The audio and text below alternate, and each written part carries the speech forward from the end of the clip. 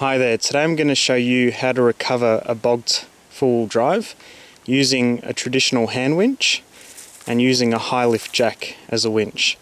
And I'll compare the two and tell you which one comes out the best.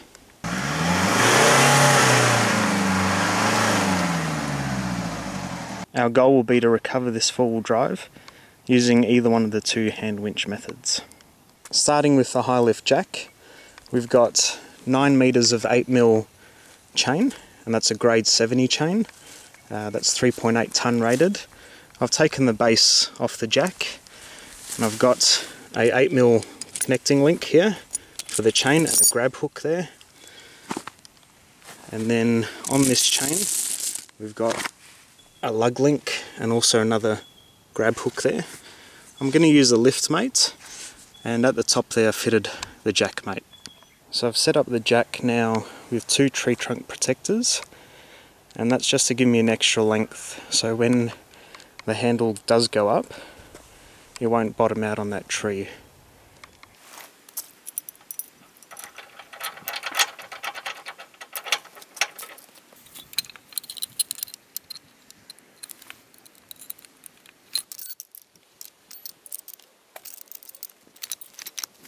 Now the lift assist is attached to the jack, and this chain length here will act as a stopper for continuous winching, and this is our main chain length run. Now what we can do using the lift assist or lift mate, you can either feed your chain through here, or what you can do is overlap it as such, like that, and then pull.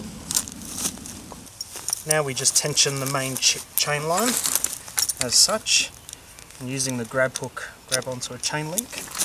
So we've got the tree trunk protector connected to the high lift jack mate, high lift there connected to the lift mate, and then we're going to run the chain all the way to the vehicle. We've put a recovery blanket just in case, and that goes into a rated recovery point at the rear, and it's critical that everything is rated for recovery.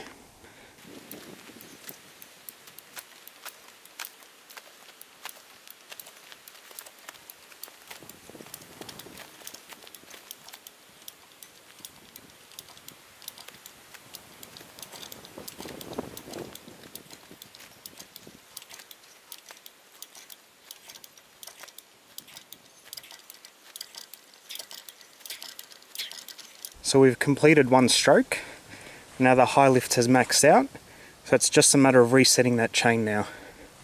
Now to reset the chain, use this grab hook and attach it onto the main chain line, and then we're going to release the pressure off the high lift, and then this will be used as an anchor point now.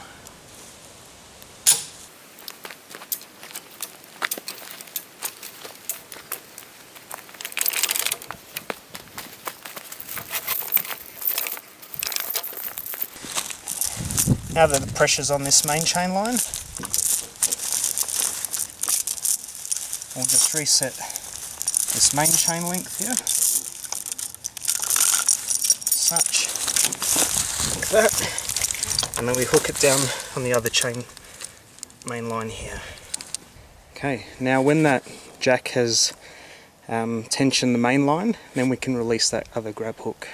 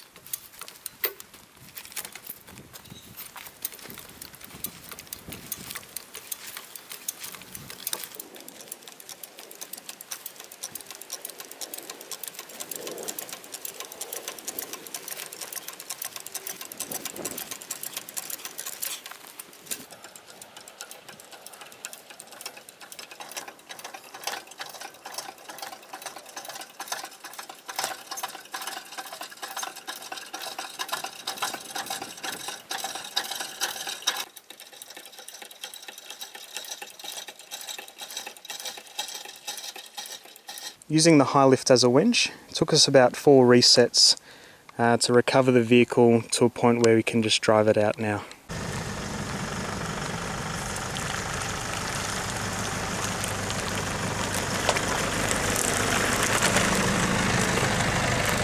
Now we've got the vehicle in that rut again, and this time we're going to repeat this exercise using a hand winch. Now we're going to use a hand winch. So we've got the main body, we've got 20 meters of steel rope, and we've got the lever over here.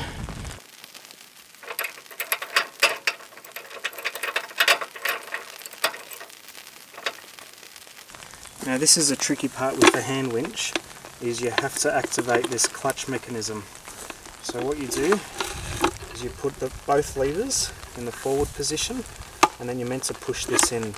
Now I find that very difficult, so the easiest way is tip it on its side and then push down like that. Now that's locked, and we can feed the cable through.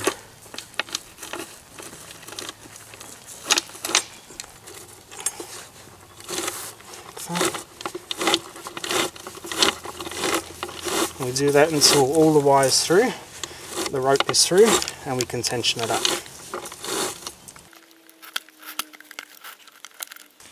Now we're going to attach our shackle anchor point to the main body of the winch.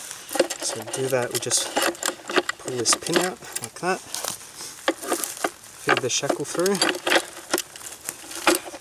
and lock it in like that. So the hand winch now is set up, similar setup to the high lift, and that wire is almost tight. We put a recovery blanket on, and now we're ready to recover this full drive. The beauty with the hand winch is, with every stroke, it pulls on that steel wire, keeping tension all the time. And you don't have to reset it every meter or so like with the high lift. So the steel wire is 20 meters, and that's plenty of length to get you out of trouble.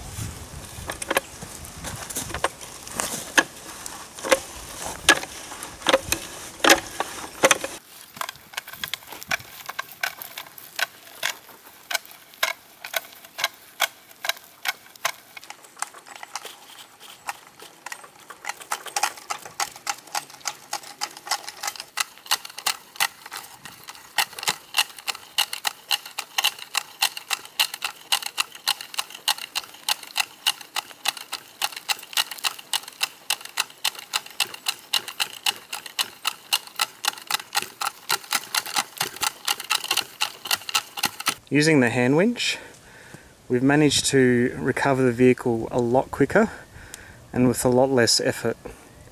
And that's because we don't have to reset it every time like the high lift. And also it's actually a lot easier to operate. Setting up is a bit longer, but overall it's an easier winch. So now we've recovered the vehicle to a point where we can just reverse it out. So today we compared the high lift jack in a winch arrangement versus a traditional hand winch to recover this full drive 2 times. Now, my final thoughts. The high lift jack, it was easy to set up, but the resetting every meter or so became quite burdensome, and I felt as though there was more effort required on the handle.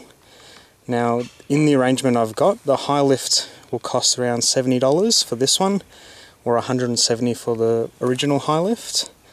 The lift mate over here sent me back $40, the jack mate $85, and the chain with chain links $72. And that's all you need for this high lift to be used as a winch. Now on the other side here, this hand winch, it did take longer to set up, but operation was a lot easier. And the added benefit is you can go in reverse without it slipping, and it's a lot safer to operate. Now this hand winch cost me about $350, but you can get it around $350 to $450. Something else to consider is the weights of these recovery items. The high lift here weighs 13 kilos, the jack mate 2.5, lift assist 2.1, and the chain with the links weighs about 13 kilos. With the hand winch, the main body weighs 11 kilos, the steel wire about 9.5 kilos.